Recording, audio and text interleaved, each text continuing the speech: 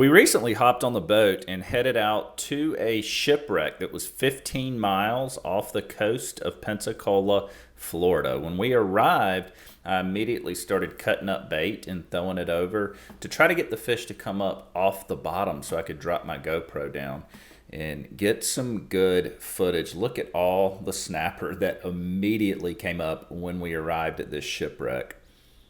And here's me dropping the GoPro down. And there are no shortage of red snapper here, folks. Again, we're 15 miles off the coast of Pensacola at a public spot, very public spot. And all we saw at this first spot was snapper. So we did make a move here in a second to get some more fish. But man, those snapper, they're everywhere. And here we are at the second stop. And this is about 20 miles off the coast of Pensacola. And you can see there's a lot bigger fish here. Those are big amberjacks mixed in with some monster snappers. And those amberjack, they are, they're going to come right up close to the camera here in a second.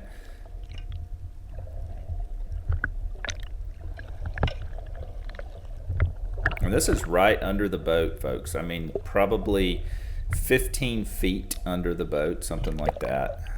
I mean, these fish come up really high in the water column. A lot of people, when they go offshore fishing, they think, oh, we need to bottom fish. There's some trigger fish coming up as well.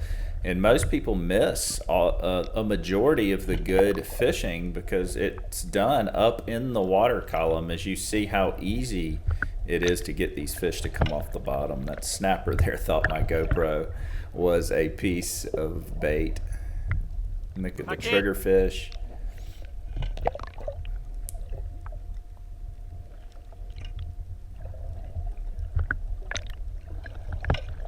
I mean, it is no shortage of fish down there, folks. And then here is an amberjack we actually have hooked up. One of the guys on the boat with us hooked it on a topwater plug. Again, you don't have to bottom fish to catch fish offshore. That is a myth. In fact, we do a majority of our fishing in the upper part of the water column. Nice amberjack there on the topwater popper.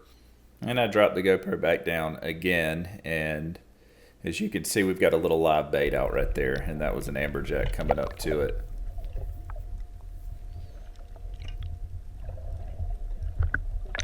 And here, this snapper actually gets hooked because there is a hook in that bait right there.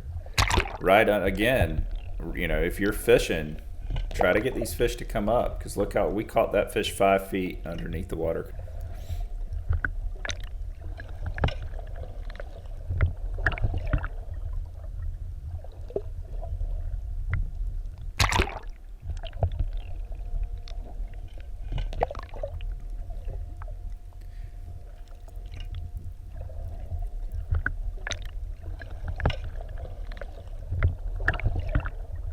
Another fish hooked up down there. That may be a mangrove. I think it is. Look at the dolphin coming into frame. And here in a second, we move it over to another area, and the water was a lot clearer. We actually caught some pretty good fish. Well, there's a bonita hooked up right there. And you can see the difference in the watercolor.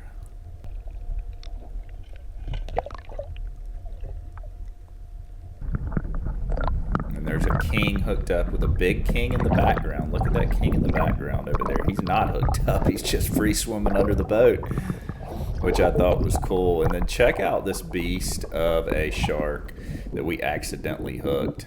That thing is massive. He's got a bunch of remora attached to him, which is pretty common. We hooked him on our king mackerel rig, unfortunately. So folks, that is going to do it. We're going to head back in before the storms get us.